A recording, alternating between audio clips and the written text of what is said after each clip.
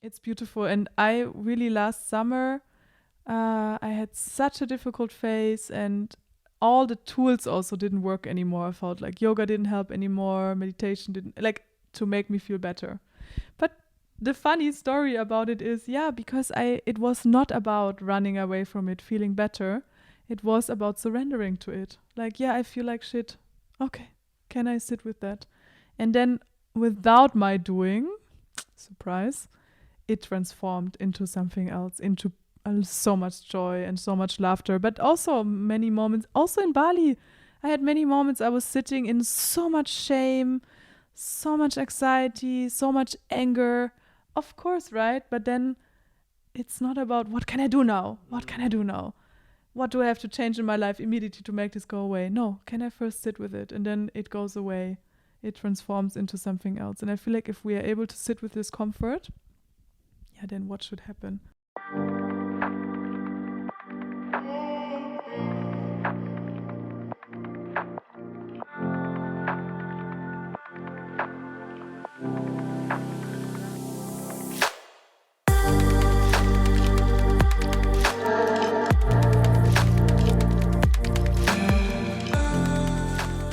Hey everyone, and welcome to another episode of Going Out, looking in, the podcast about the big questions of life, personal growth and spirituality.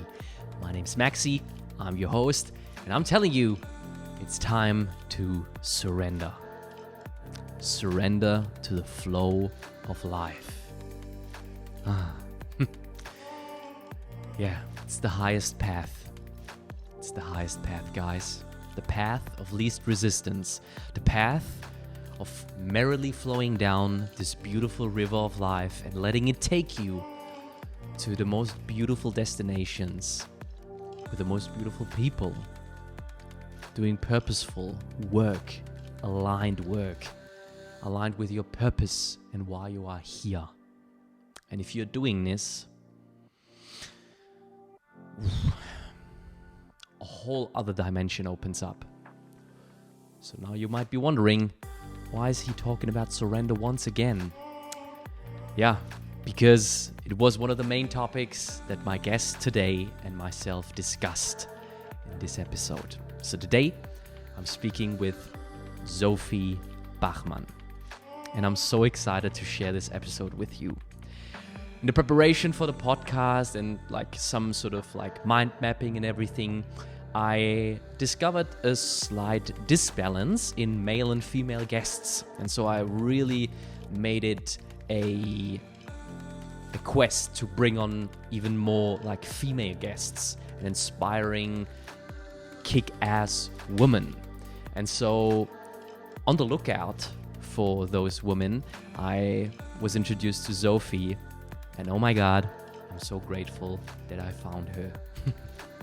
And because she is one of those really badass, entrepreneurial women who are just on their mission, executing, creatively and purposefully expressing themselves shamelessly and successfully. And so it was such an honor and so much fun to speak to her. And now I'm already like really praising and everything.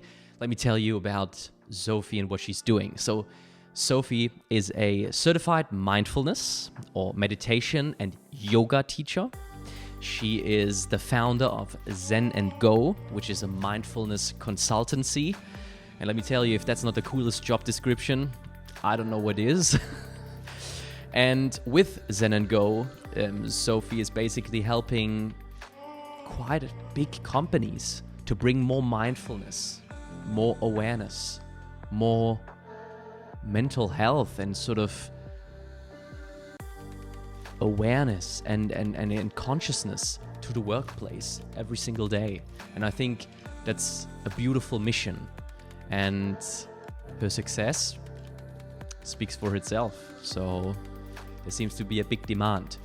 She's also studying a master's degree in psychology right now, and she used to work in quite big corporate environments such as Siemens. And so I was particularly interested to meet Sophie and speak to her about her journey from like a quote-unquote normal corporate job into then transitioning by surrendering to the flow of life into this entrepreneurial life of hers that she lives right now. And also, I wanted to talk to her about her newest endeavor, which is opening up a restaurant in Bali. How exciting is that? That sounds like a surrender experiment, such as the ones that Michael Singer describes in his books. So I was very excited when I was preparing for this episode. And believe it or not, when you are listening to that episode, I met Sophie, I think like 10 minutes prior for the first time. And yet I felt so connected. It was feeling so like familiar and comfortable. I was in her home in Berlin and we just had a great time. And I don't know, I just felt instantly connected, and it was just very easygoing. And it also allowed me to share a little bit more about my journey right now, where I'm at. And it was, in the purest sense, a very like laid back, honest, and quite vulnerable conversation that allowed both of us to really share from the heart. And therefore, I really appreciate Sophie's honesty and openness, and I'm very grateful to be doing this, guys. Once again, thank you so much for listening. I cannot say that often enough. Like, honestly, it's amazing. I'm so grateful for this. This is really healing for me. These conversations, they give me so much, especially in the times, you know, when there's like outer turmoil and stuff is happening. This is like my second home now, and I really want to expand it. So I want to encourage also you again. I'm not getting tired of it. Please, like, reach out to me. Let me know what you got out of the podcast. Share it with people that you love and think might be resonating with what we are doing here. Hit me up with requests and suggestions for future guests. Like, I'm all open for it. I'm all here for it, really. This is like a communal thing, you know. I'm not just sending out. I'm also receiving, you know. This is like an exchange, really. So please, you know, don't be shy. Reach out and share. And yeah, if you get something out of it, give it a 5-star rating or whatever, you know, wherever you're listening, and pass on the word. Yeah. We're on a quest, guys. We're really doing it. Going out, looking in. Yeah. So all that being said, like I said, you know, I really cannot wait to share this episode with you. We talked about surrender. We talked about synchronicity. We talked about fear, you know, having the fear and doing it anyway, being courageous. We talked about money. We talked about sort of blocks that hold us back and how we can overcome them. We talked about being an entrepreneur and everything that is basically attached to. So a lot of good stuff, guys. A lot of good stuff. Just really fun. So have fun with it. Pass on the word. And I see you in the next episode. And with that all being said, fun and joy with the episode. And Sophie Bachmann.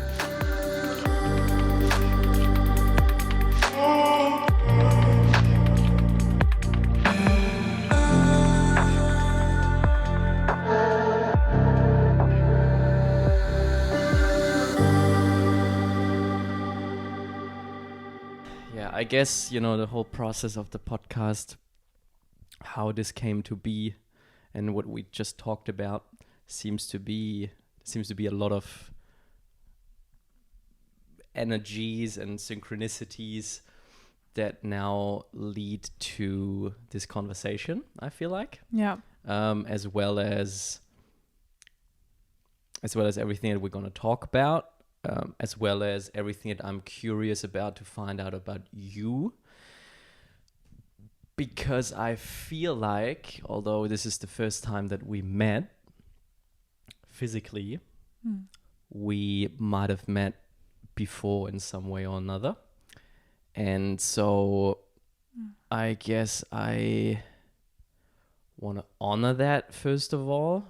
It's just feeling very good to be in your home. Thank you for allowing me to be here. And I have a lot of reverence for what you're doing and how you show up in the world.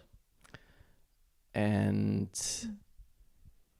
I feel like it's very important to share that with people who are open to it and who are able to receive that in a way that is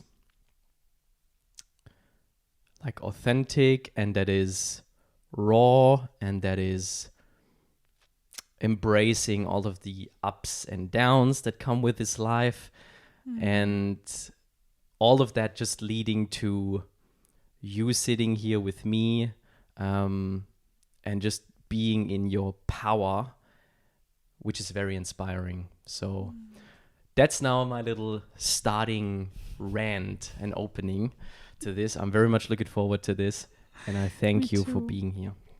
Thank you, Maxi. That was the best introduction ever. You really know the right words to say, I feel like, and it comes straight from your heart, I can tell. Thank you for being such a heart-based human and such a heart-based man also. I love that. It's beautiful. Yeah, thank you. I just miss your Swabian accent when you talk English. Well, can I combine that here? There's like a lot of stuff now mixing. It's like German with Australian accent, and then like on top of that I have to put in a little bit of the Swabian accent as well. Maybe we can pull it off, yeah. Let's see. Yeah, so maybe as a bit of a backstory, the conversations we shared now earlier prior to, me setting up the recording and everything, just like guarded by so many amazing coincidences, quote unquote, which, we know are probably not coincidences, but just like things that life, and I was just, while setting it up, I was just like feeling this energy of just like pure bliss and gratitude for where life took me and where life took you. And so I guess the first question I have is, what's alive within you right now? I know you're just back from Bali. I know this is your home in some way. Maybe it's changing right now. So just what's alive within you? How are you feeling? Yeah, I think I'm feeling a lot these days. As you know, I just came back from 4 months Bali, which was originally only planned as the 4-month thing, and then I go back to my life, but then actually turned out to become my home also, particularly because of the amazing human beings there that I met. And now I'm still there in a way, but then also I'm here. But it's not that I hate my life here and I love my life in Bali. Some people have that.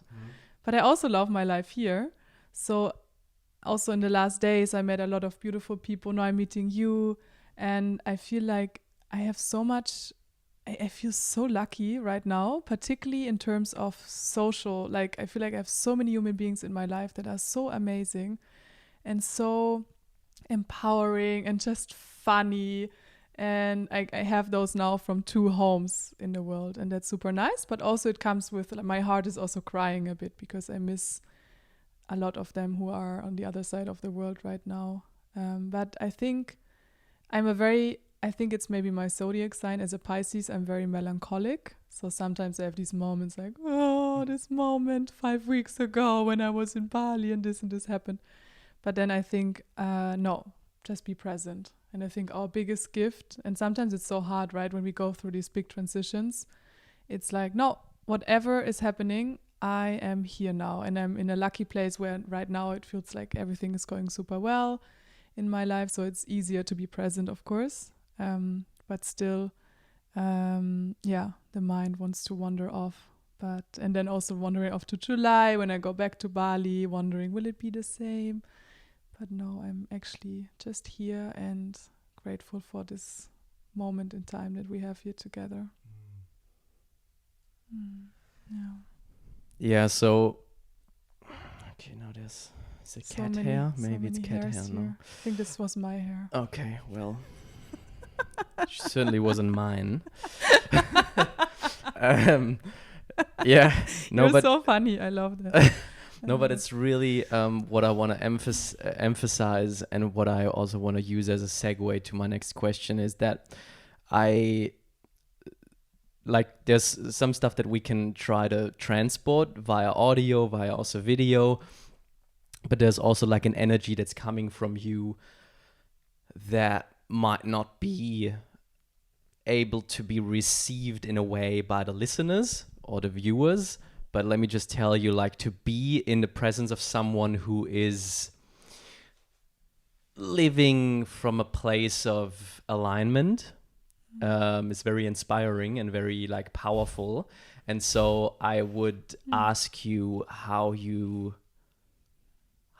got where you are today and are sitting here, because I have the feeling like, of course, it's not always like nice, quote unquote, or like comfortable, but it's definitely in alignment with what should happen for your soul in this lifetime. And so how were you able to tune into this flow of life and let it guide you to this place right now, right here? It's a very good question. And I'm wondering how detailed I'm going to answer it. Yeah, so light also, it's like really, No, there has to be the perfect answer now. Yeah. Yeah, it's a very really lighthearted question, We just start off by like, why didn't you ask me what my favorite cake is? Exactly. Do you want milk in your coffee? Yeah. Do you like sweet or savory breakfast? Exactly. No, I think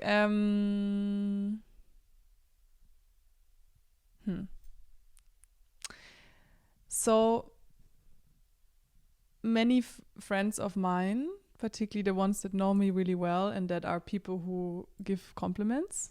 Sometimes people only think it, but they don't say it. But the most amazing people in my life, they actually constantly empower each other. It's really cute, actually.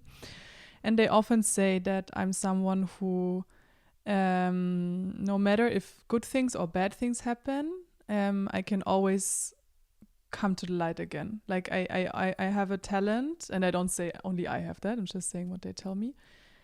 Like I had a lot of difficulties in my life, like in my childhood, and then of course also recently or longer ago, of course we all have that. But they always say I have really a talent of something happens and maybe I suffer for a bit, but then I'm like, okay, how can I make something amazing out of this? And I feel like this is really connected to my intuition. So actually I would say I'm sitting here today because I really follow my intuition. And then there are, of course, tools that help me, right? Like meditation, yoga, spirituality, personal development.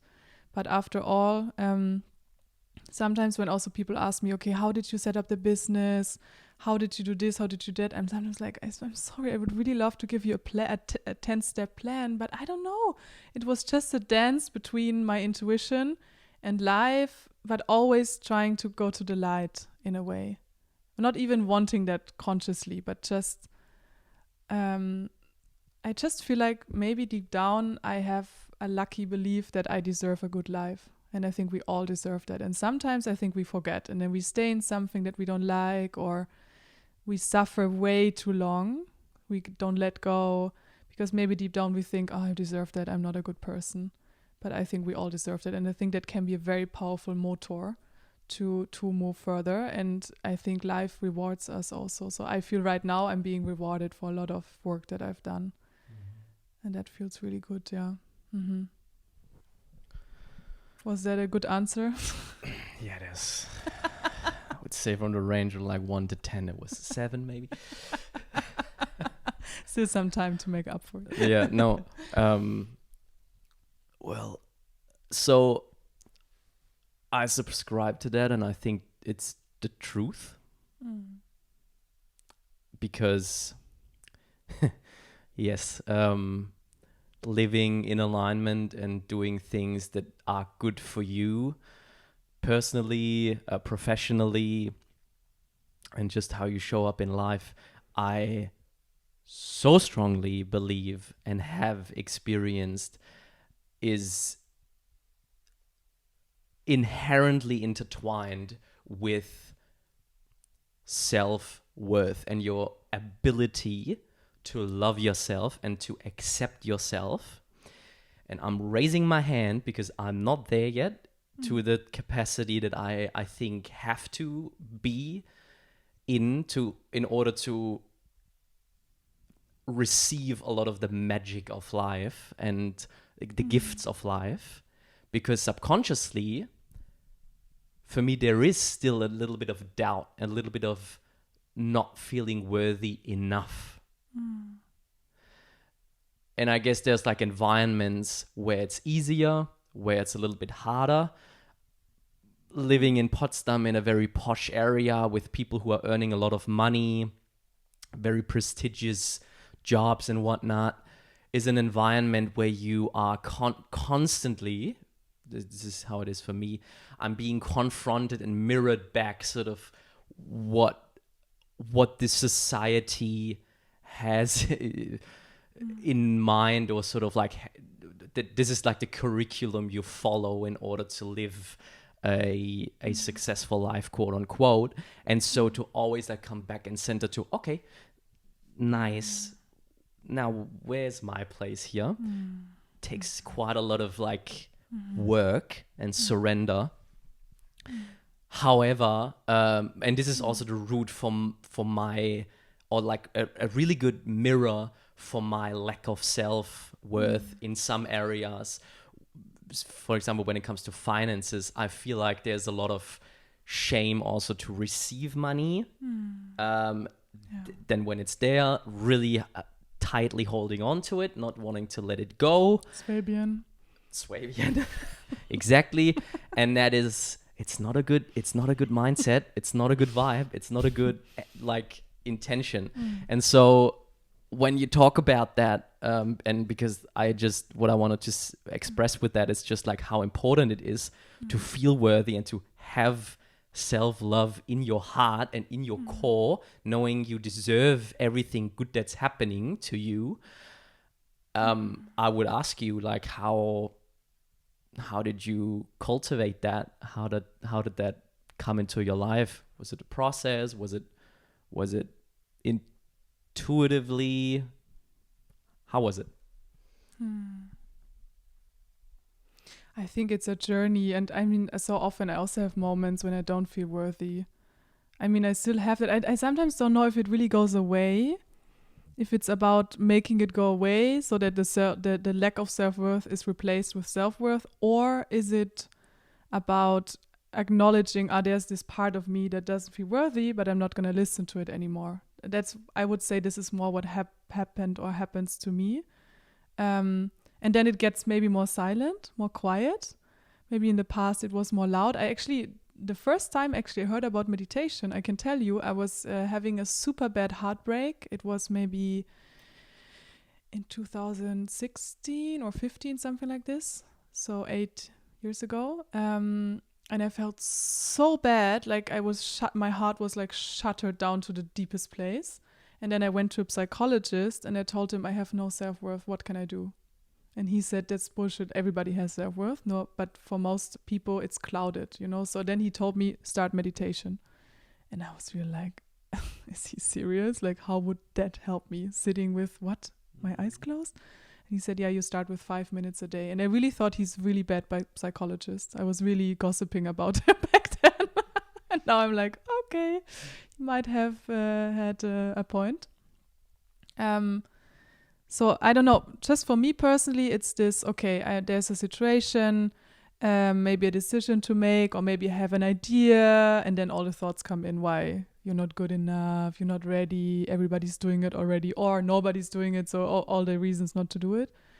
And then it's like, okay, but I'm not going to listen to that anymore. There's another part that I think if we listen to it, this maybe you can call it the heart, the excitement, the joy, and I feel like the more we listen to it, the stronger this muscle gets. And then we do something. So we start the project, or we talk to this person, or we book the flight. And I feel like by this experience then, the voice of not being worthy gets even more silent. So I feel like there's always some experience that has to happen. If we only sit with ourselves having this conversation between the heart and then the part that feels small, I think it's not the solution. We have to come into action somehow. And that's exactly what you're doing right now, right? Otherwise we wouldn't be sitting here. And then out of this one action, something else is coming. And then we learn more and more, wow, I can really trust actually this other voice, this big voice coming from the heart, because we get rewarded for it. Not always, of course, we fall down also and then things don't work out. But it's about, the trust, I feel like, is not built by doing it mentally. It comes from taking action based on not the small voice, but the big voice that says positive things about ourselves. And sometimes it feels really like a lie, like we think, no, but it's not true. I'm not worthy. I cannot listen to this voice that says, but it would be cool. Maybe you can do it. Maybe you can become the next Tony Robbins, whatever you want to be. And then we think, oh my God, I'm so full of myself. This is bullshit. But then we still do it. And after a while, maybe we become the next Tony Robbins, they all started out somehow. Yeah. And also I want to add something to what you said earlier about the mirrors you have around yourself, with the people who maybe have these big houses, big cars, they have these mainstream lives, I completely get this. I can be so triggered by that also. And I have to say, like, for instance, I have two super good friends. They live in Munich. They're both lawyers. They have so much money. They are amazing. They have an amazing life. And when I spend time with them, I also get super triggered. I think, oh my God, I'm 33. I would probably not have a family in the next month or years. I'm living completely different life. I don't have big investment, whatever, big houses, big cars. I have a scooter. Wow, already something. I have a scooter. And so for this, it helps me so much to be in different communities, like in Bali, where everybody's like, how old am I even? It doesn't matter. Or I have a super good friend here in Berlin. She's 42, I think. And she went out of a super long marriage some years ago that was for 20 years. And now she's completely discovering herself and dating life and everything. So I think it's important to have environments where naturally we are not so triggered also. Yep, I agree 100%. I had another discussion with another friend of mine a couple of days ago and went into the exact same direction of how to get out of this initial rut where you're in. Exactly what you're describing, like you have to make that transition from head into the body, into action, to get this pendulum start swinging, to get into motion. And communities can really do a lot there. I agree 100%. Makes it a lot easier. And that's also why I'm so grateful for this podcast, for example, because the people I'm talking to and how I'm having those conversations, it's very relational. Yeah. It's like I'm talking about a subject with them. And my goal is also more and more as I'm having those conversations to move away, to still talk about like topics that I want to touch on with those people, but also really to get to know the person behind. And therefore, when I'm doing that, there's like a relationship starts forming.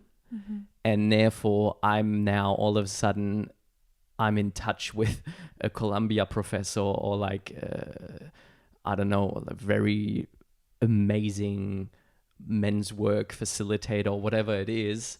And they are not just like random people anymore, or like people that I put on a pedestal, but they're just like friends who are showing up in my life and who are offering support and everything, and just like an open line where I can come to and get back to with questions and stuff that I have. And so community, this is giving me so much. And at the end of the day, we want to be seen, heard, and understood. So and loved. Yeah. And it's very hard when you don't have that in your life. Yeah. And I guess, some people may listen and say, yes, you idiot, like I know that. And I don't find people who are on the same wavelength. What would you say to them? I find it so interesting that you bring this up, this topic of community, because I talked about that with a friend, I think yesterday or 2 days ago, because for me it was not always like this. Yeah. Like, even, so I feel like some years ago, when I got to know myself better, I changed a lot of my friendships, not even in an active way. It just happens, you gravitate towards other people, you let go of some people. But still, I would even say until last year autumn, kind of, I was still like, I have a lot of friends and a lot of people I like, but I still enjoy most when I'm with myself, which was maybe also a phase in my life, which is also important because many people cannot do that.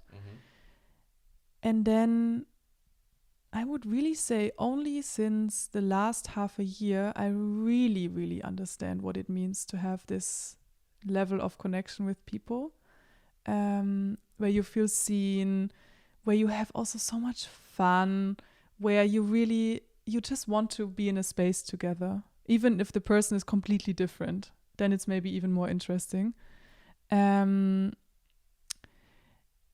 for me, I think it's really the more I am not in conflict with myself anymore, I feel like the easier it is with other people. And yet there are still also people I really don't want to spend time with, to be honest. I don't find them interesting. I find them too judgy. And I think that's, for instance, also fine. Like talking about the spiritual bypassing, right, that we talked about before we started the recording, that sometimes you become spiritual and then you think you have to love everyone and have no boundaries anymore. I feel like I've been there also too. And now I'm like, no, I'm really picky with who I spend my time. But these people, as my meditation teacher Puno always says, are crème de la crème. And it gives us so much. And I really thought that in Bali and then also here when I came back and seeing my friends and now seeing you, I think it's something it doesn't matter how much money you have, right? You cannot buy connection. You cannot buy connection. And so many people are probably the wealthiest people in the world and they don't have connection. I would rather always pick the connection. It's so nourishing for us and also inspiring, and it's a feeling we have, but then also if you see it from the outside, I just love it. People just like you, so empowering, so authentic, so honest, so curious. That's like jewels in this world. Yeah. Maybe you should make a business out of that. Hello, I can honestly give you my authenticity, which is very uncommon in this world. I'm joking, by the way. We're not going to make a business out of it. But how did you say it's for you? How was your journey with community?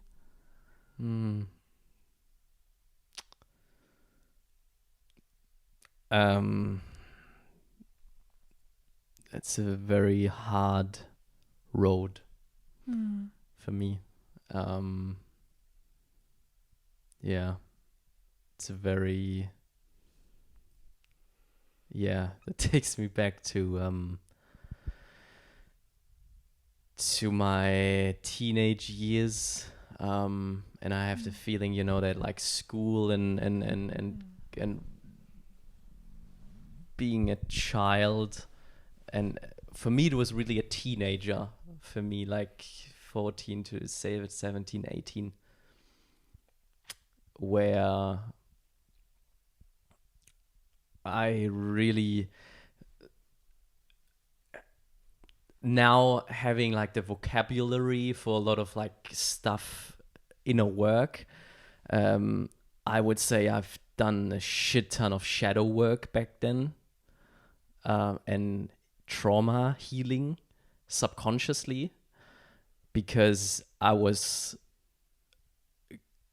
so far away from my soul's calling and how I was showing up in the world that I was actually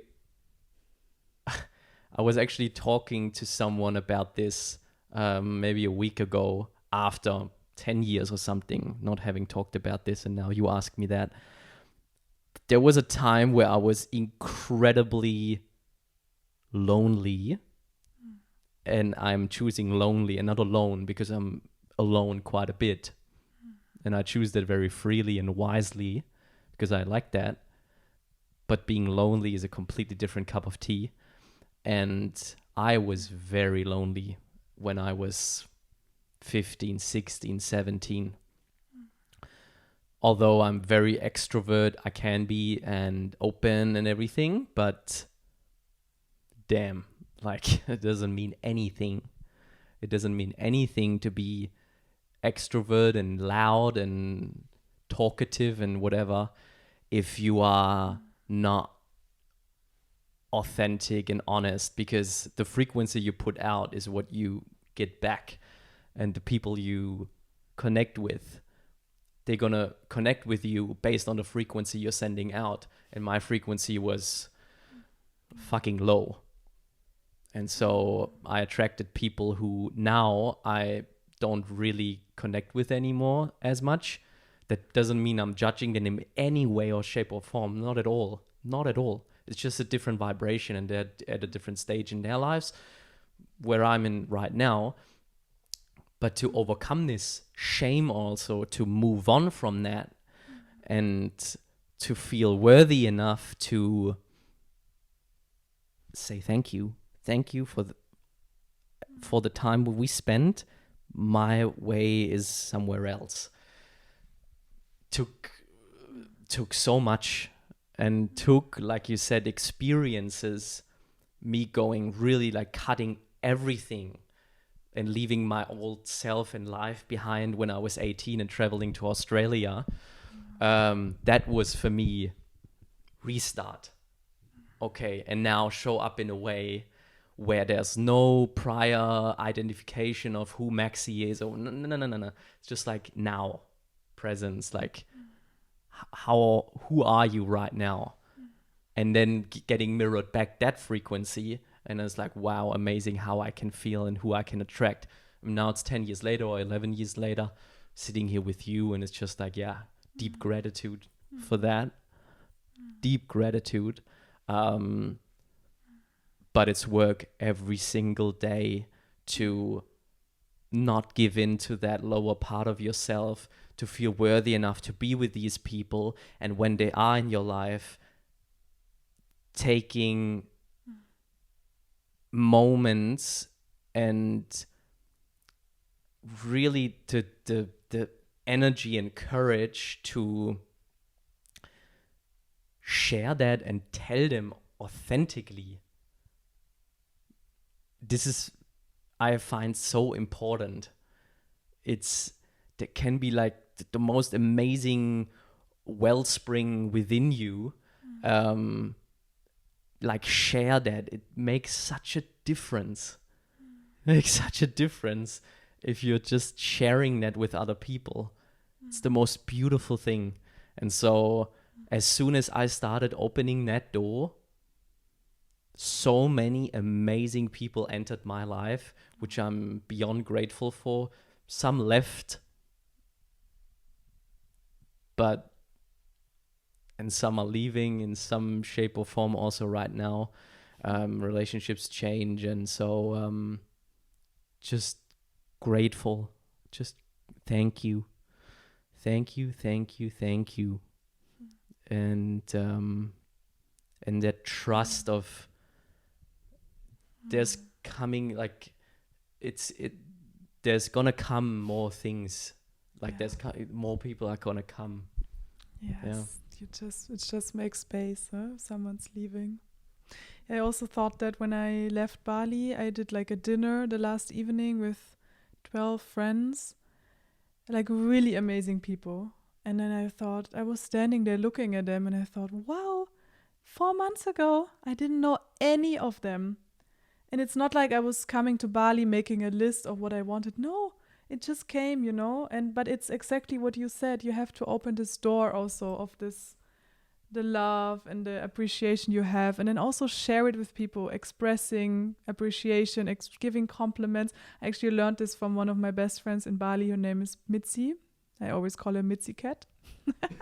She's amazing, and I learned so much from her also in these few months together. And she said at one point in her life she felt super, super bad, and then she decided that she will just, when she feels something positive about someone, which might be, I don't know, I like your trouser or your dress, or I like this way how you are or how you just acted, she will always express it, even with strangers. And this really transformed her life. Like, she's such a radiant human being. And she told me this, and I feel like I did that already before a bit, but now I do it way more, because also what I noticed recently inside of me, I think I have a very hurt inner child, of course, and I'm not the only one. Only me. We all have it, right? And often in relationships, I would say maybe more with men, because I have more problems with my dad and with my mom, but maybe also with women. Instead of me thinking, how can I give love from this place of my inner child, it's often like, does this person like me? Oh my God, analyzing everything, how they behave, and then waiting for them to show me that they like me, and then I can open up in a way. That's sometimes how it actually worked for me, if I'm honest. And then in these last months, I actually thought, why not turn it around? Because everybody feels like this. So someone has to start opening the door to, hey, I actually like you, or, oh my God, you are amazing. And before, I sometimes thought, if I do this, I'm too nice. Or I could get rejected, as if there's too much love you can give someone. Sorry, it's not possible in our world. You cannot give too much love. You can only give too much love if you think that you give love and you want something back. So what I learned also in these last months is to just give love. Can be romantic love or friendship love or sisterhood love, brotherhood love, whatever. But not in order to be loved back, because then that's again the inner child, please love me, but just to show the person how amazing they are. And maybe they take it, maybe not. Some people cannot receive it. And not defining myself anymore by who loves me, but who I love or what I love. And this is actually really amazing, because then you can let it flow, And Punu, my meditation teacher, he always says you can heal either by receiving love or by giving love. So when we don't get love, I mean, we often feel that maybe, oh, there's no one I like right now, my friends are not there, whatever. Okay, how can I give love today? And it works the same way. We heal that way as well. Yeah. How would you say this love towards other people and receiving love from other people and from communities stands in relation to your ability to love yourself? Yeah. How do you think those two are related? Yeah, very related. I think, well, you always have this metaphor, right, about the cup. If it's not full, you cannot pour out of it. And I think it's true. However, I think sometimes if we go from, okay, first I have to love myself, then I can love others. Sometimes then people are like, okay, cool, so I'm not going to even start, So I think, again, when it comes to this, what I just said with the healing, I also think by giving love to others, we can also fill our cup. But it has to come from an authentic place, because like I'm an empath, I'm a giver. So I also was in situations when I would give but had nothing to give. So then it wasn't authentic. And then of course also if the person wouldn't be super grateful for what I gave to them, I would feel like rejected or maybe even angry. So it doesn't have to come, I think, from a place of self-love necessarily. I think self-love can be a journey, a ping pong of community, taking care of oneself, sitting with oneself, but also in relationships, kind of, with all the mirroring that happens. But it has to be authentic in a way. Like, if I give something, do I really want to give it? And if you don't want to give it, don't give it, because otherwise it's not authentic again. But yeah, maybe also when we have these boundaries with how much we give to ourselves, how much we nurture ourselves, and how much we nurture others, it gets easier to nurture others because we know we don't have to. Yeah, I feel like unconditional is like a word that comes to me. Like it needs to be unconditional and completely sort of disconnected from any expectations that you have and what this other person needs to give you in return for you to share love with them. So really like investigating, why am I doing something for somebody else? Like, is it only the act of doing it, or is there any sort of strings attached in order for feed my self-worth, please, in return? I feel like this is really where the rubber hits the road, to be honest with yourself about that. And then also not like wallow yourself in self-pity or shame, because I feel like this is also like a spiritual sort of like misconception of, and I actually just listened to or like heard that yesterday from Michael Singer, where he said, being spiritual and doing work on yourself doesn't mean that you don't feel those lower vibrations, or you don't think that those lower thoughts. You're just not acting upon them, and you're not like reactive to them. You're just like observing them, and they're present. And so it's like Krishnamurti said with the water, does an enlightened being ever get angry? Yes, of course, but it's like riding on water. As soon as it happens, it disappears. It doesn't stay. And I feel like this is really also, for me right now, big thing. There's a lot of stuff coming and being penetrated constantly. And I used to really I'm still beating myself up about it. How can I feel that? Oh, damn, like again? Really? After so much work? Come on, man. But then it's like, it's happening. And what do I do with that now? Like, do I pollute my surroundings with my fucking shit there inside? Or do I just notice it and like, thank you, inner child. Like, I hear you, I see you, I love you. And now let's go about our day and spread love and good vibes. Do awesome things. So, there's a lot of stuff that I want to talk about with you. Particularly, I feel like we just talk live, and I absolutely love it. Me too. And I could go on for that for so much time. Now I want to talk to you a little bit about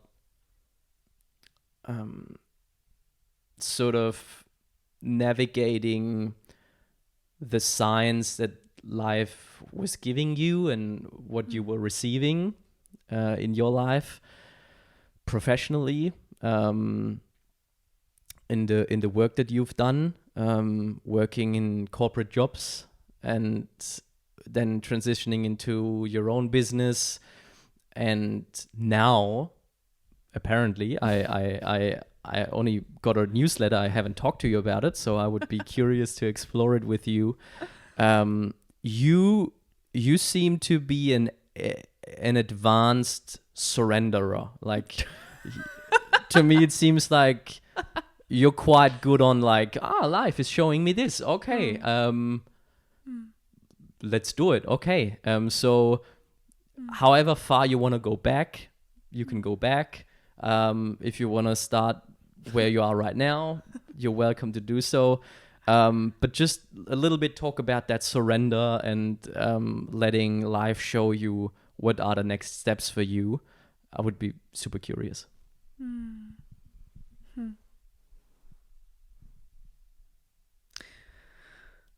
Yeah, advanced surrenderer. I should put this into my CV.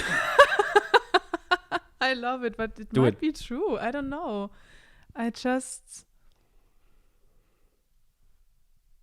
Yeah, I think I do that actually. It's true. I don't, but Yeah, it's that's my mirror yeah, now. yeah, interesting. Yeah. Like, yeah, I also with my business, I don't plan so long term. I'm just now celebrating it, and I'm like, oh my God, I love it.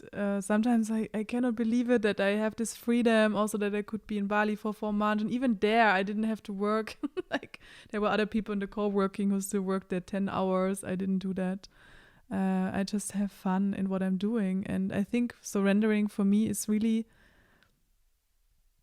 following always a bit the joy and even finding it in the bad moments. But let me maybe go back, because so often people ask me, what is the journey? What was the journey from? Because maybe they're employed now and they have no idea where to start. And I completely get it. I was there too.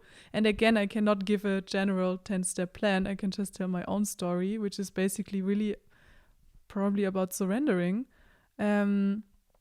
So I remember actually when I was in Bali already many times before, and there was one time I was there for 2 months, and I met a lot of people who told me, yeah, I'm here for 4 months, and I thought, what? How is this possible? I mean, I was happy in my corporate job when I could go to somewhere for 3 weeks. It was already like the biggest thing that could happen, and yeah, and then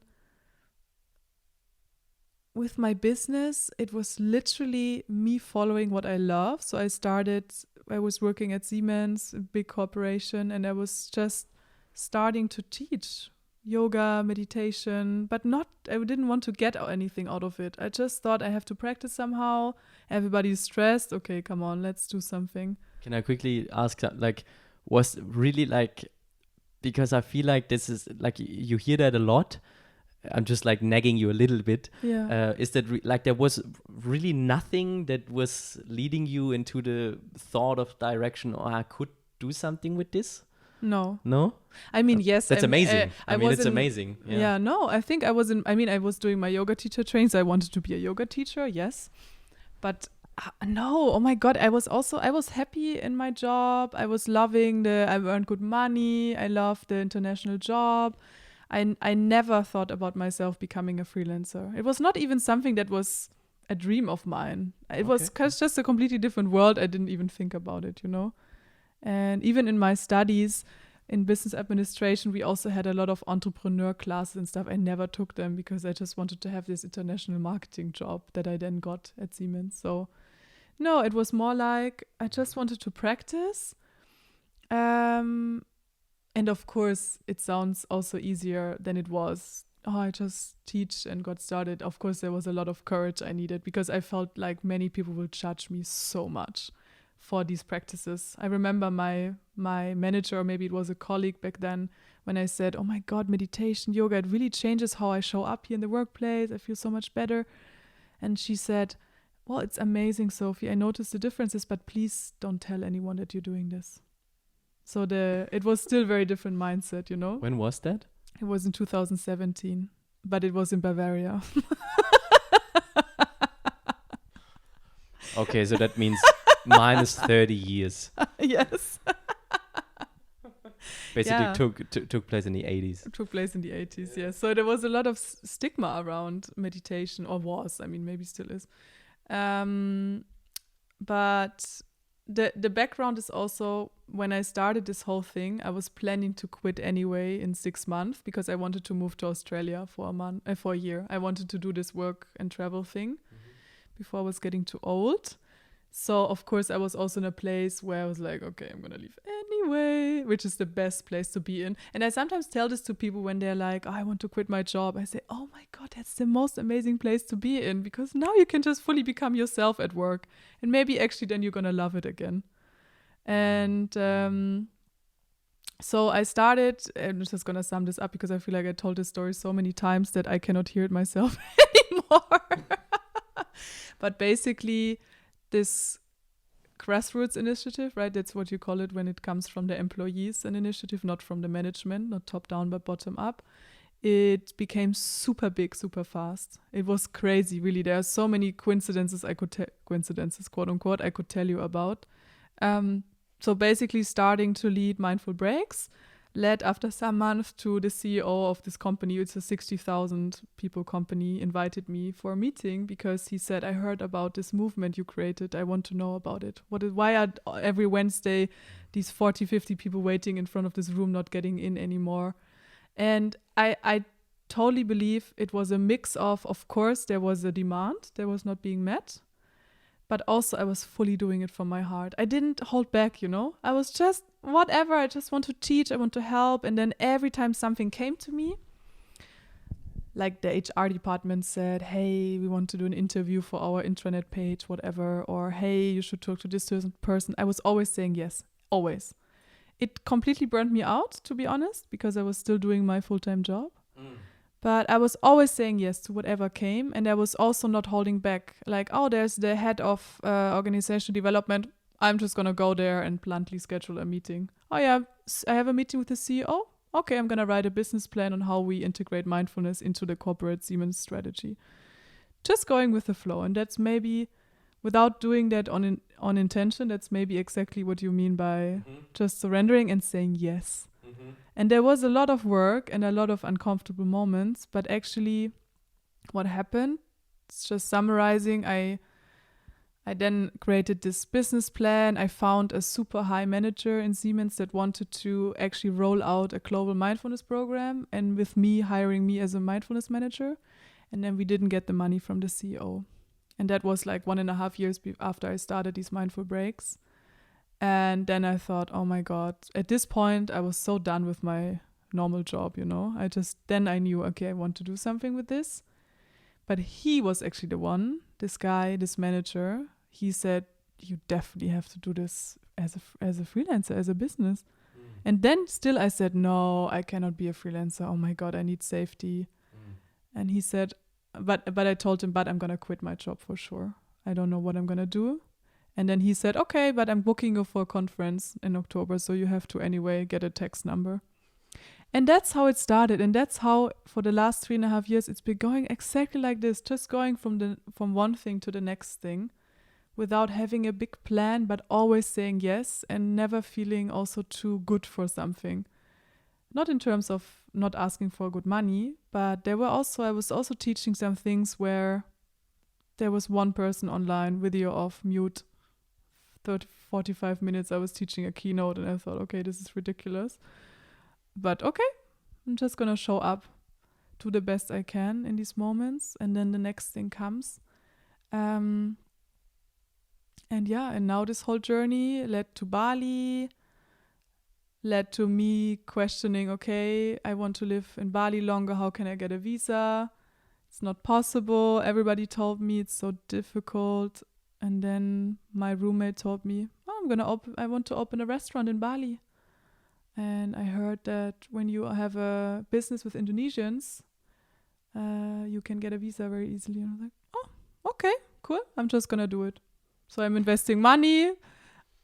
Okay, I'm just managing now, trying to find out how this whole thing, having a business, works in Indonesia. And I just see it as so interesting experience of life.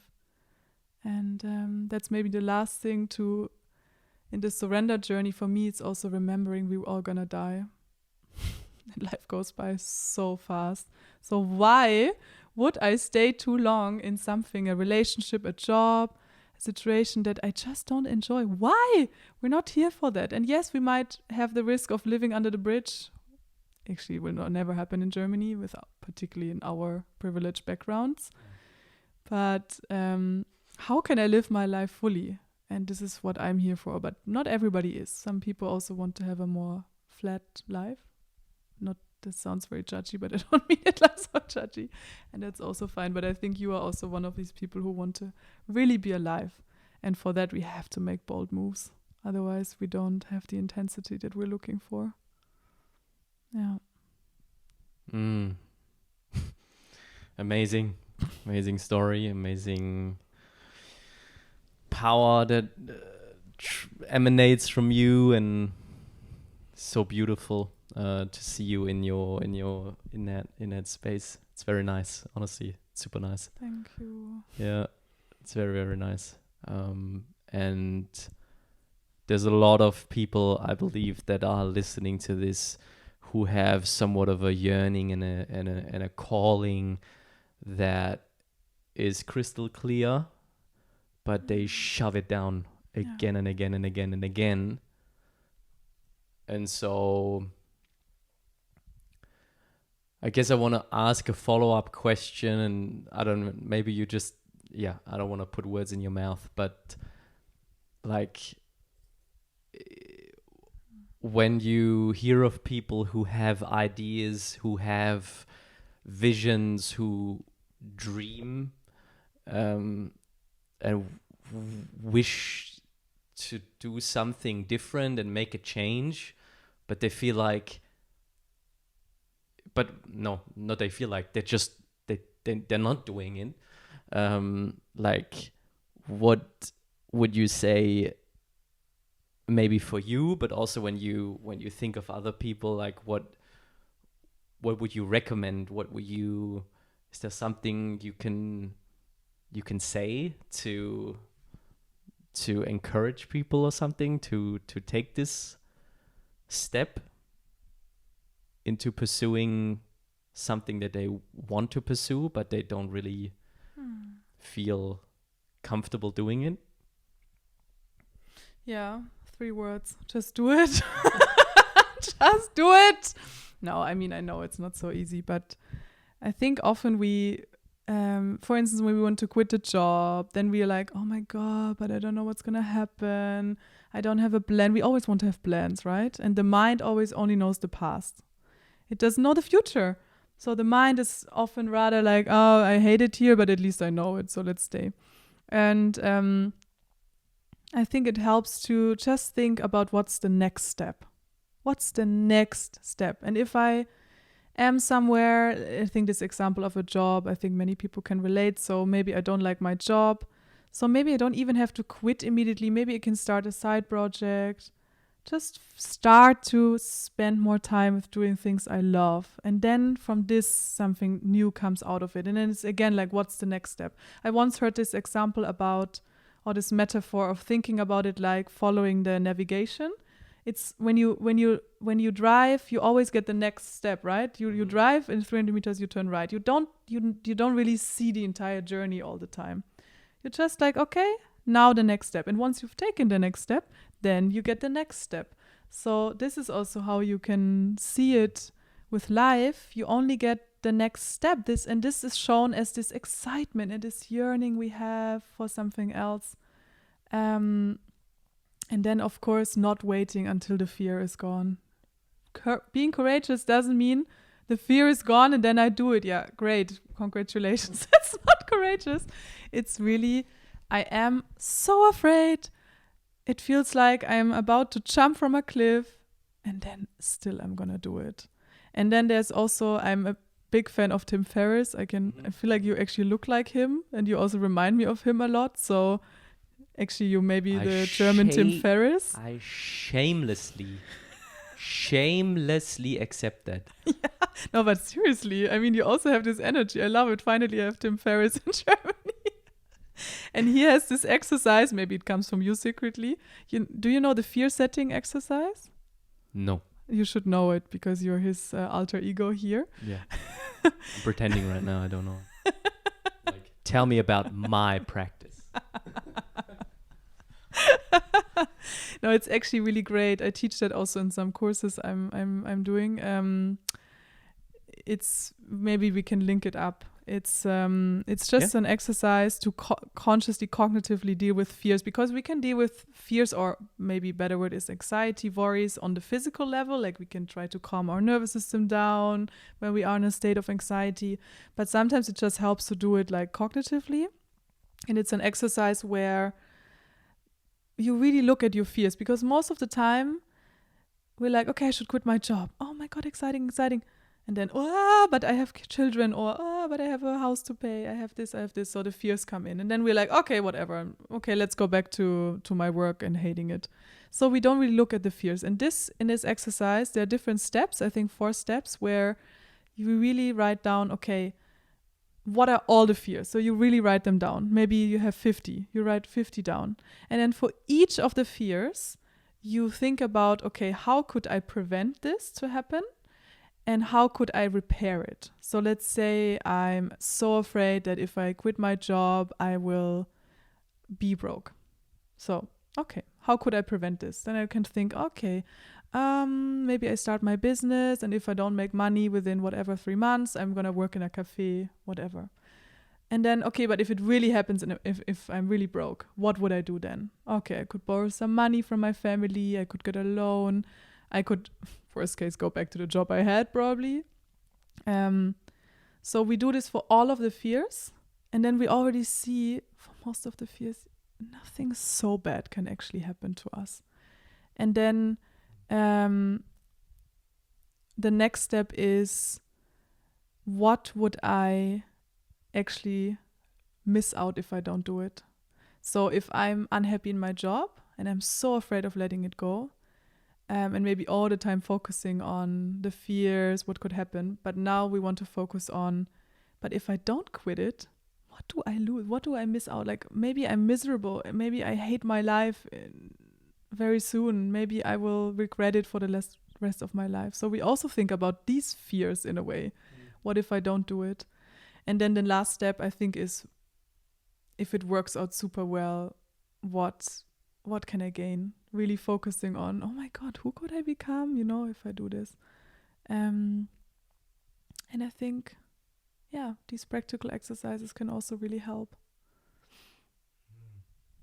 Yeah, I like it. It's really practical, and it sort of,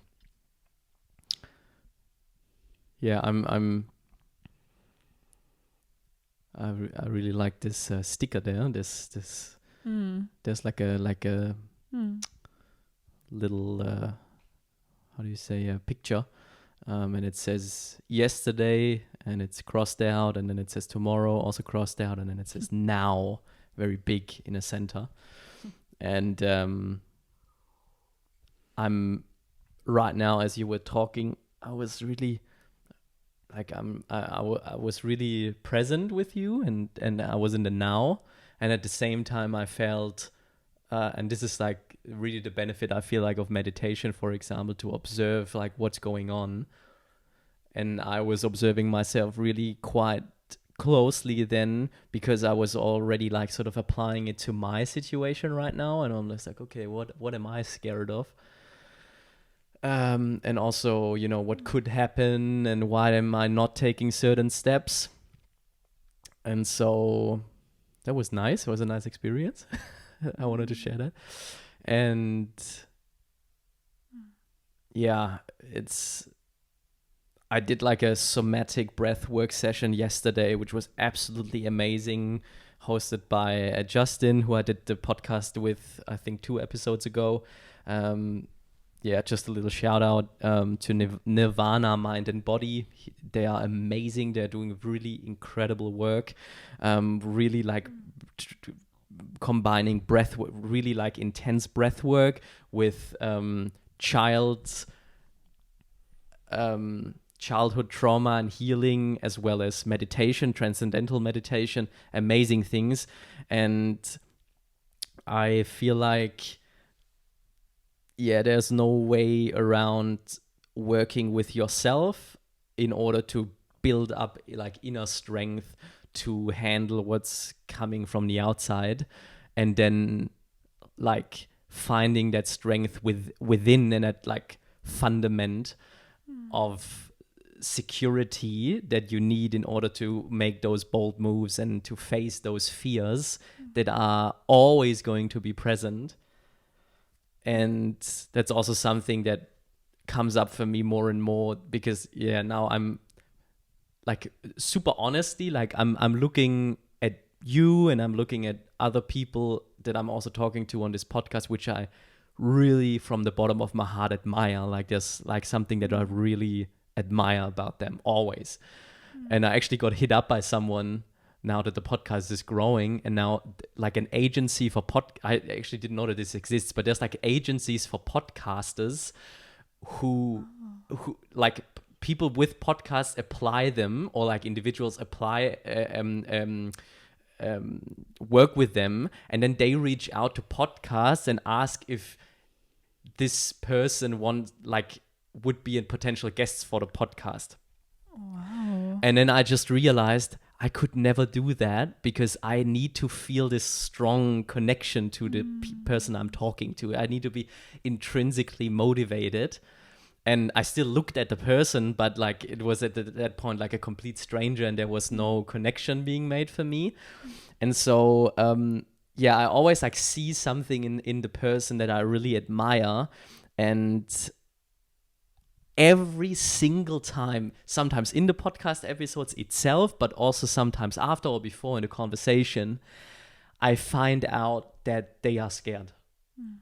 That there's fears, there's worries, there's something not right, there's something not as perfect as it may seem on the outside. And so I don't know, it's just like again and again and again, and a kick in my ass to just like, dude, man, like there's never gonna be like a single individual where there's no fear, where there's no worries, where there's no anxiety, where there's only security. It's just not there. It's just like, how can you feel all of those things and then do it anyway? Just like do it anyway. And that's really like strongly what came up for me when you were talking. It's just like, yeah, damn right. I wish I had a flourishing business right now, and I'm just like, doing this, and I'm building this up without the intention of like doing anything and stuff. Because for me, like this thing, it's quite like, maybe because I'm also coming out of the corporate world and I studied business and stuff, so I'm like programmed to like think like. Okay, I'm investing X amount of time into this. What do I get out? What is the like?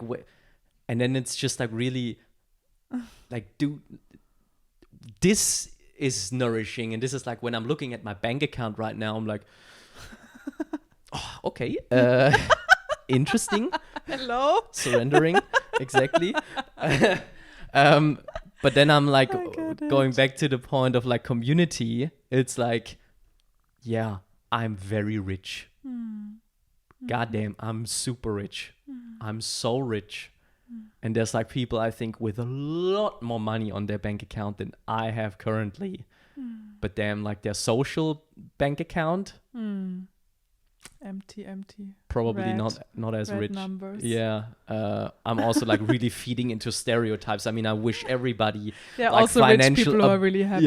Socially. Abundance and everything. Like this is also something like I think there's amazing people who are very wealthy. I mean, it's just like not it's not like wealthy asshole. That's not like the connection I want to make. Not at all. Yeah, because that's sometimes also what we have, right, as the beliefs, when it's a little bit this bad money Very mindset. much. All the rich people are unhappy, all the poor people are happy. Okay, then subconsciously we don't want to become rich. So that's also a journey for me. Also, still this like money mindset topic and everything. Yeah, it's a journey.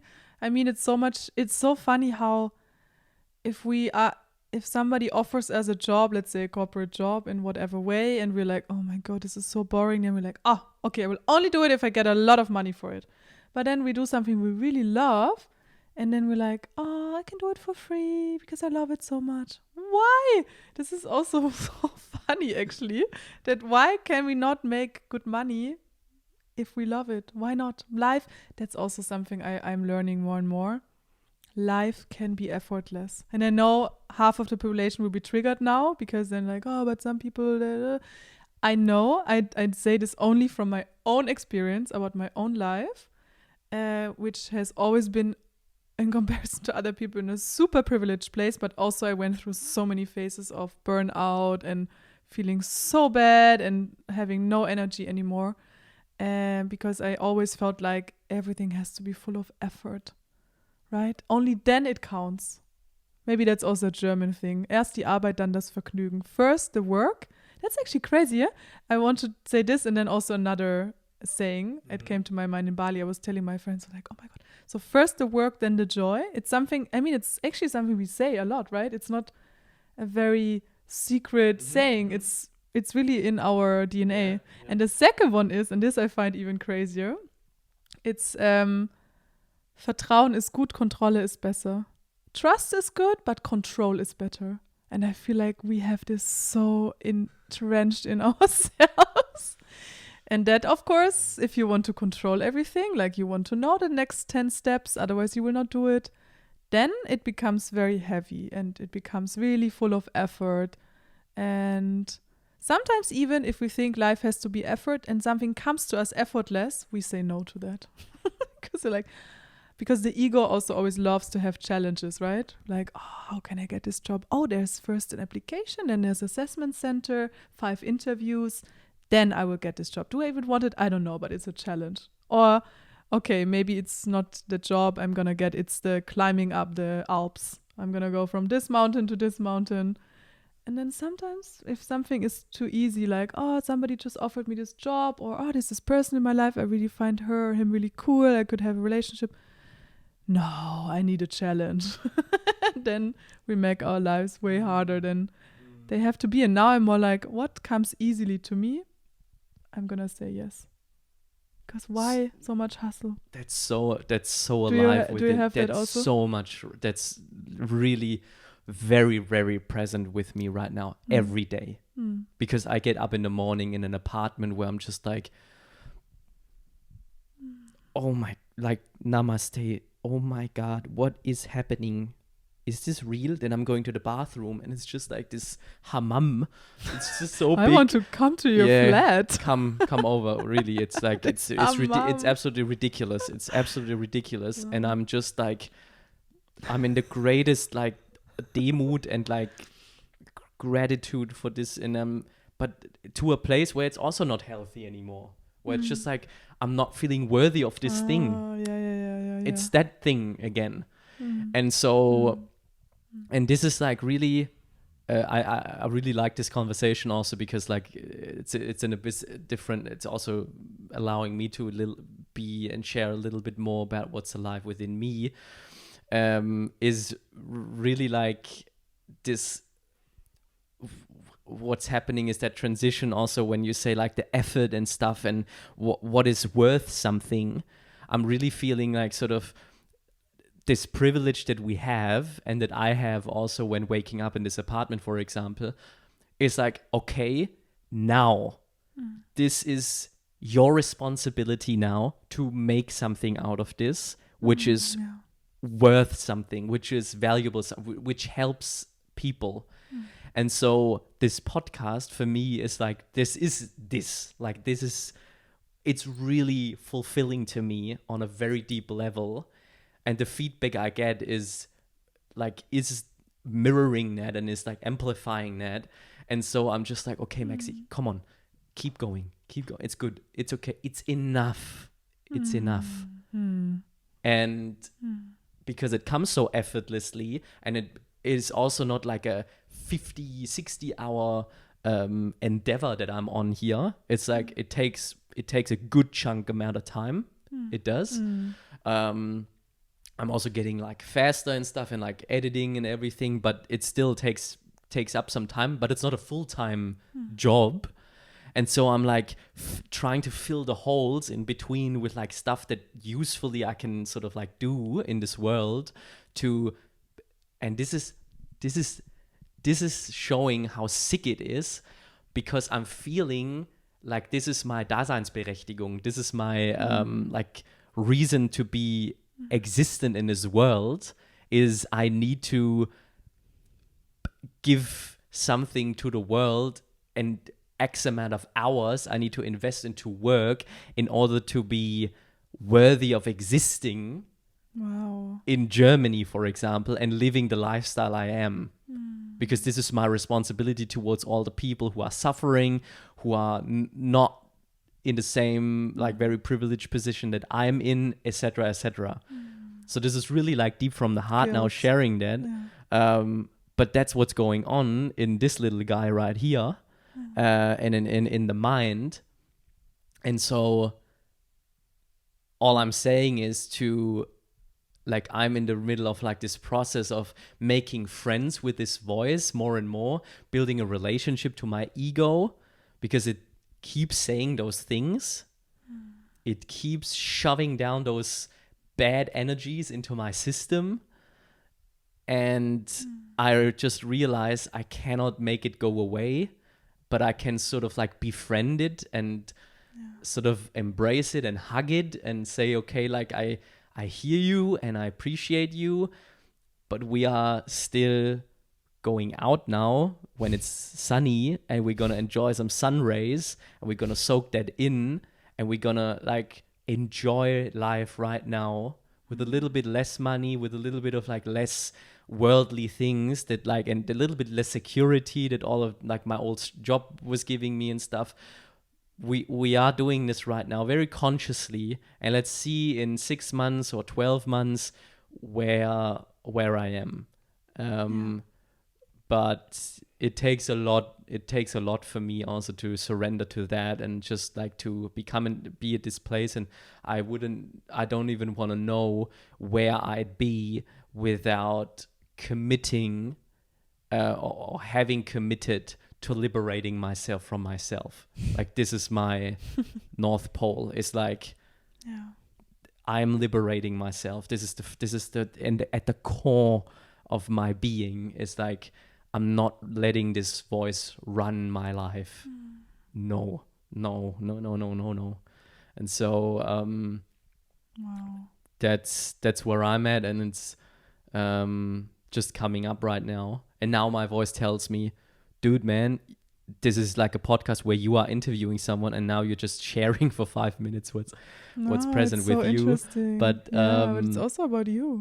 So this I'm is also like learning. that's present with me right now, and it's really like sort of was coming alive when you were sharing. So I guess, bottom line is we all have shadows and stuff to deal with. Yes.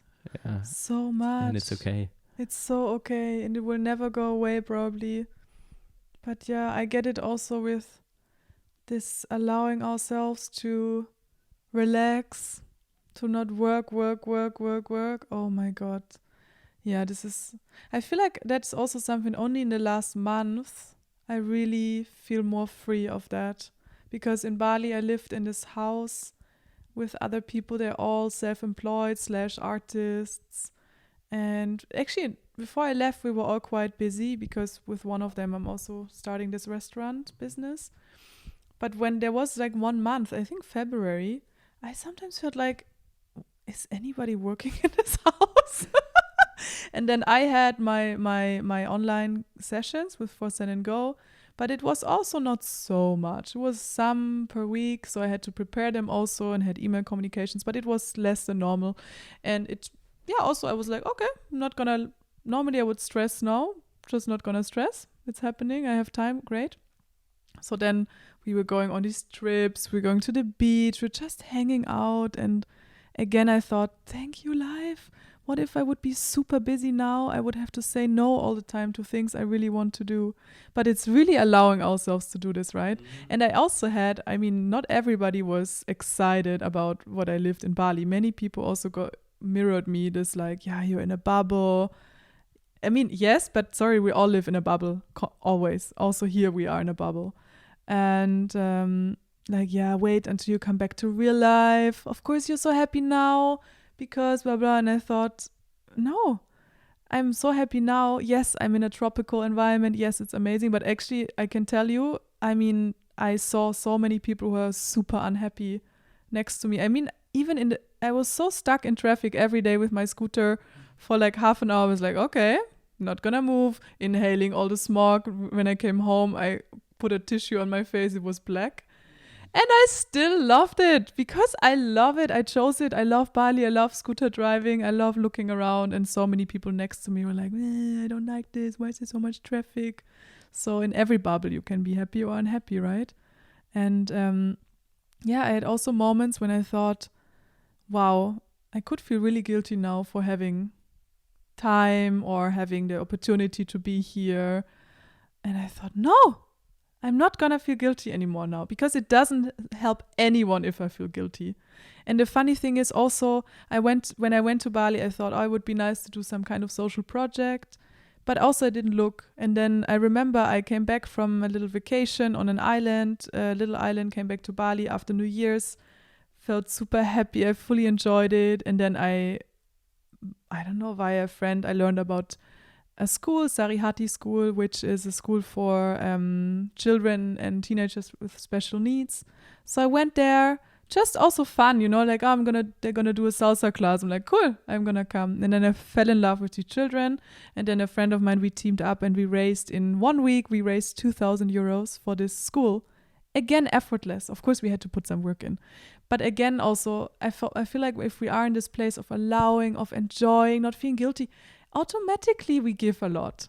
If I'm constantly like, oh, I feel good, but I feel also really guilty about it. I should do this, I should do that, instead of just doing what I love. I personally give less than to people because I'm constantly obsessed with myself, but we actually want to liberate us from ourselves. I love that. And I love it also that when I sent out this newsletter and I was mentioning the book by Michael Singer, Surrender Experiment, because for me, I read it for the first time. I loved it that you texted me like, wow, I read it already 3 times and I'm such a big fan. And then also when I checked your Instagram, you even posted it some months ago and stuff. And yeah, it's also the philosophy I really want to live. But actually, I have a question for you. Because I feel like you dived into his philosophy even more. What do you think, because maybe just to summarize how I understand the philosophy, if people haven't read it, he's really about doing the inner work, right? Liberating ourselves from ourselves. And also just going with surrendering to life. So even if there's some opportunity coming and the mind is like, no, I don't want this. I don't want to go out tonight. I want to have my space. But then there's an invitation to go out. He would go out in a way, right? How does this compare for you to the law of manifesting things, where you actually put in your thoughts, I want this? Is it a contrary for you, or is it somehow aligned? Because I was really thinking about that yesterday. Yeah. So first of all, when I'm saying that I want to go to the US, like I want to go to Michael Singer. I want to meet him. I want to go to the Temple of the Universe and I want to talk to him.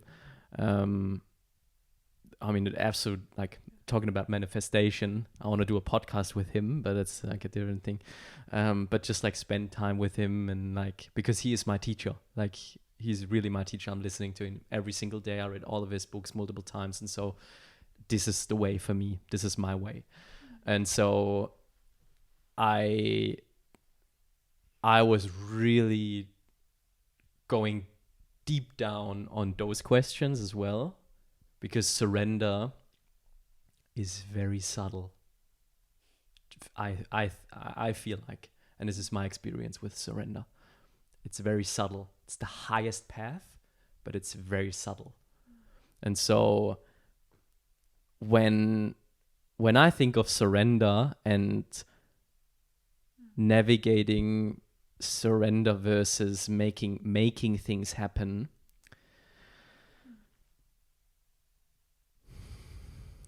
I feel like the following, or I experienced the following. Surrender is something that you do from a place of love for yourself and from yourself. So there's a clear distinction from which place in your being you are living. And so the teachings of Michael Singer are very deep. They're on the deepest level you can work on, I believe. So in that sense, it's maybe also very advanced, and why it's often misunderstood. Because the core is that you live life from a place of surrender, meaning from the seat of self, from the Atman, from the deepest part, from the soul. Like, this is where you are living from. And from this seat and from that space, you are watching everything. You are aware of everything that's happening. And from that place, you surrender. And so that being said, external things come into your life, all of those like opportunities and things that you were talking about, people, places, and circumstances happen, they come in. and we perceive them through our senses, and they go through our filters, meaning the mind, the body, the heart, whichever this energy penetrates, and it will bring up something. The Shakti, the energy flow inside of us is flowing, and it's constantly flowing up, and it wants to go up, and it wants to clear us from the blocks, the samskaras we have inside of ourselves. And so things come in from the outside. They penetrate those blocks inside of us. The energy flow, because like the energy flow wants to go up, and it penetrates them, and you feel it then. Then you recognize it. Either it starts penetrating the thoughts, and your mind goes crazy, your heart goes crazy, your whole body goes crazy, something's happening. There's like a reaction from life taking place. And when you live from the self, from the Atman, in deep meditation, you can go there, I feel like. When you go in that place, you get a very clear idea of what is actually happening. And it allows you to react, or not react, actually, that's the wrong word. You respond with deep clarity to those stimuli. So you're coming from a place of deep clarity from the deepest part of your being, and that allows you to navigate those things. So you are participating, you are doing, you are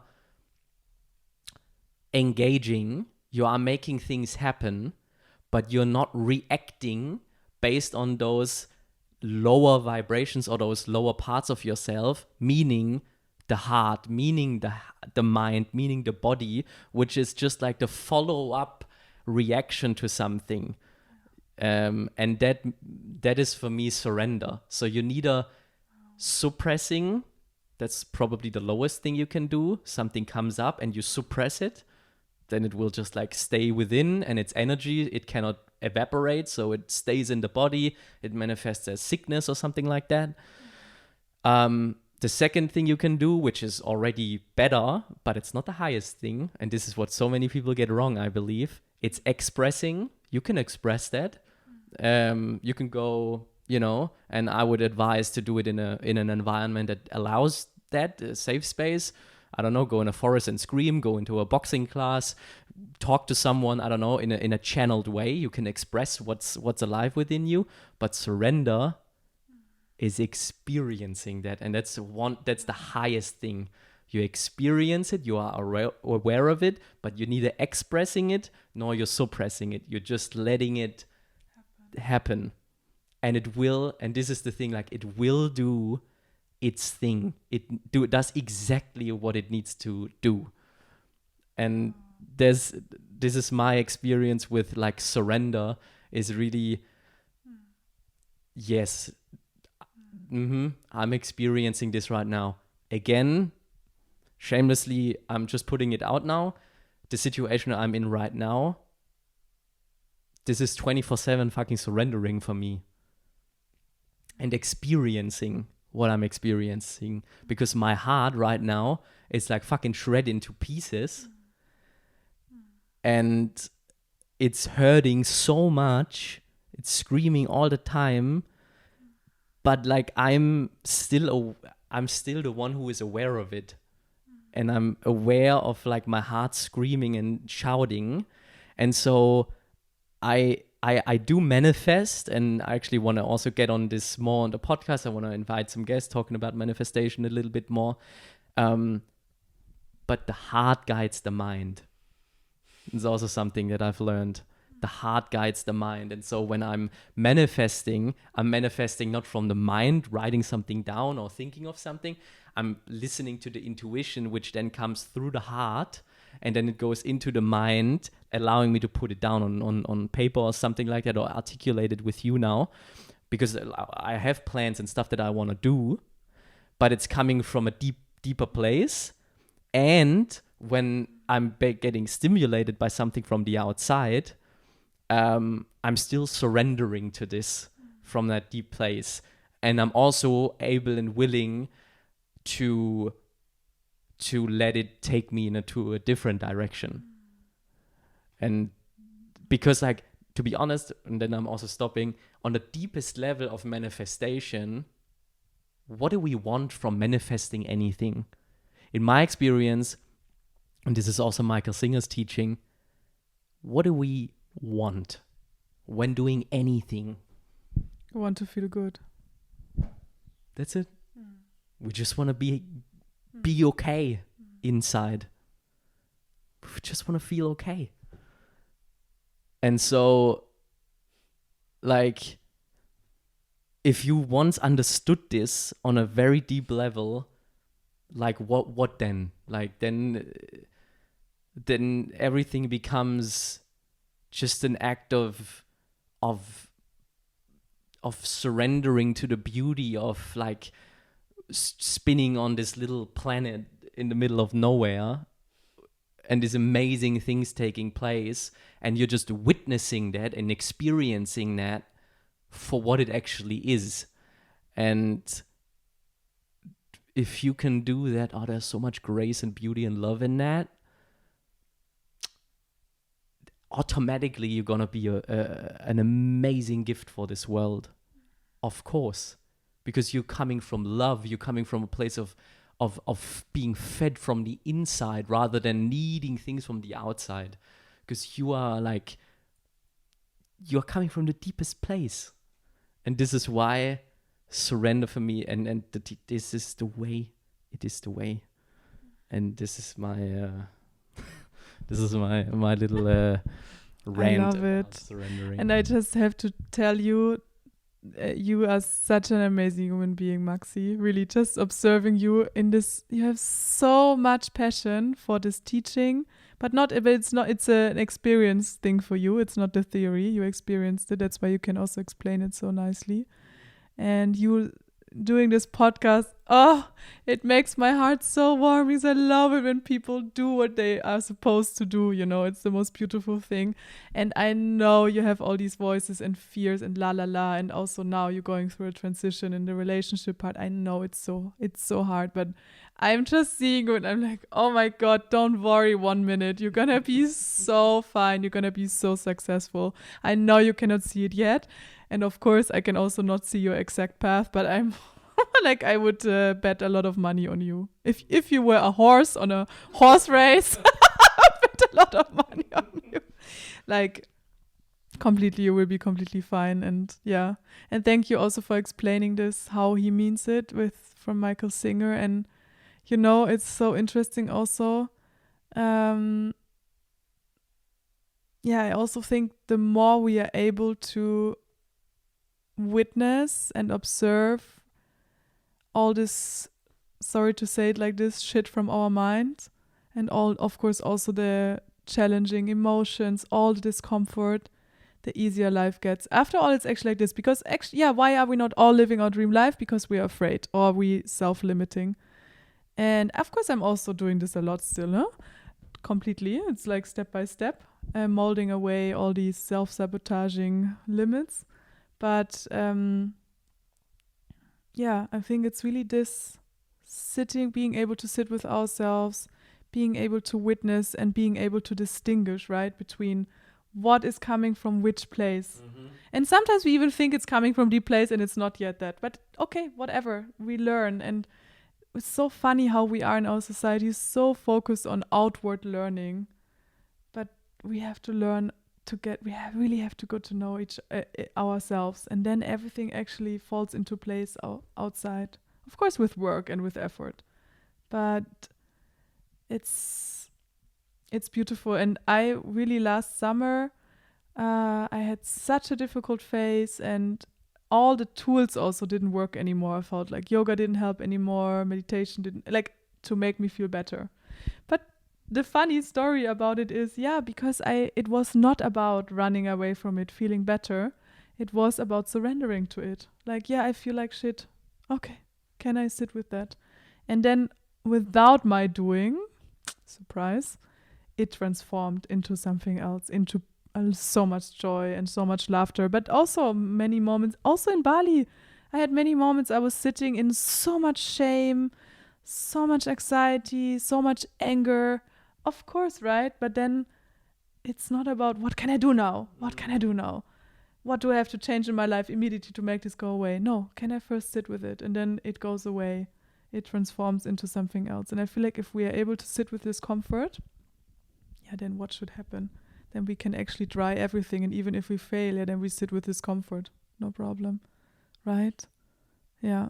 So I want to come with you to the Temple of the Universe. I would love to also do this. It's in Florida, right? Yeah.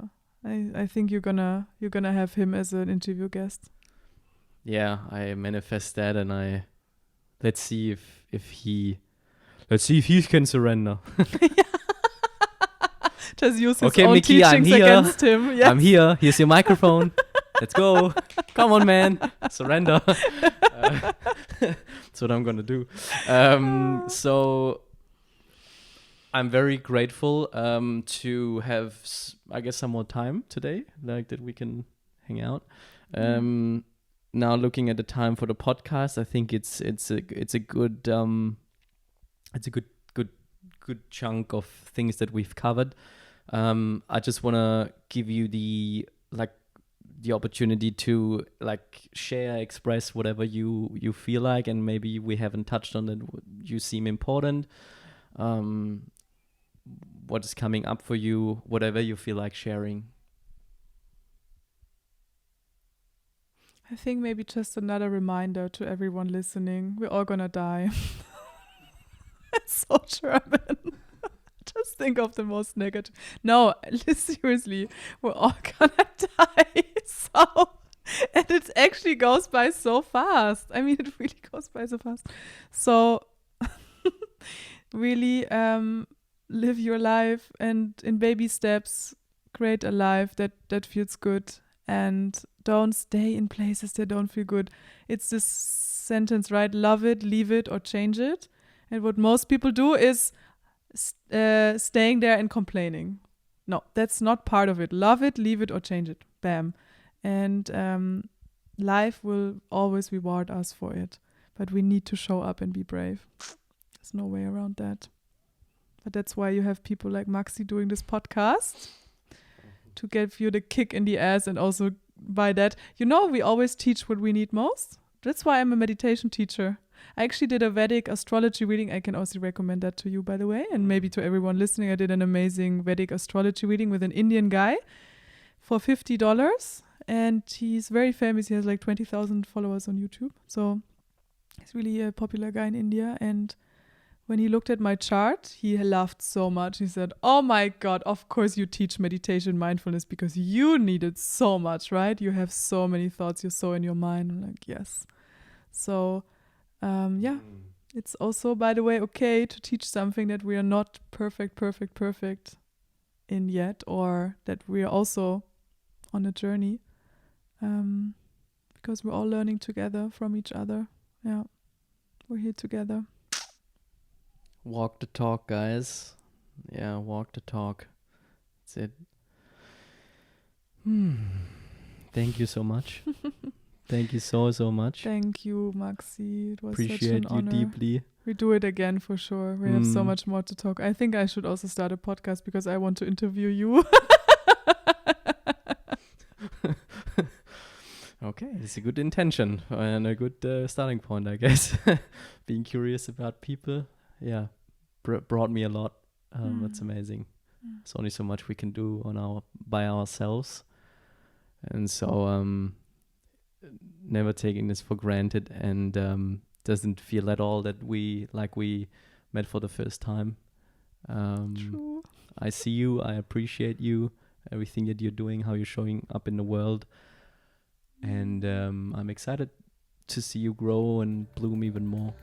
Yeah. Thank you so much.